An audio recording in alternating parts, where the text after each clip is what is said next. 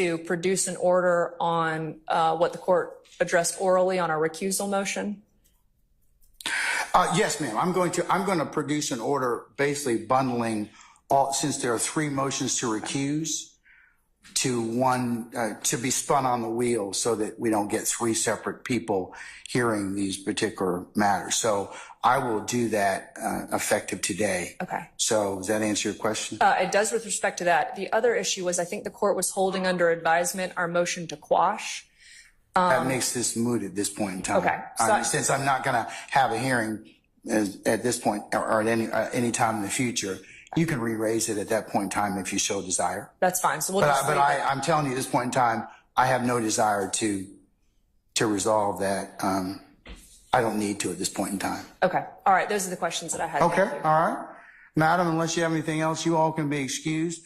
Councils, I'm going to go ahead and, like I said, work on this particular order.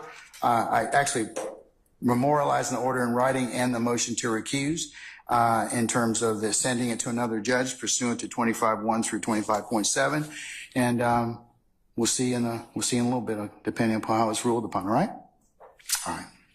Your Honor, do we have a timeline of when the motion to recuse may be heard? Don't know. That has to go to another judge pursuant to our local rules. So it will be basically put on the wheel. Of course, I don't have anything to do with that. So as soon as our clerk, Madam Clerk, Miss Alexander and her team spin that, that's not within my information and purview.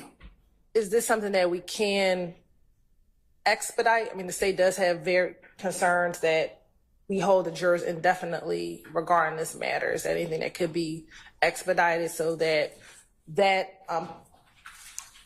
those decisions can be made on the motion of recuse and we can move forward with the trial?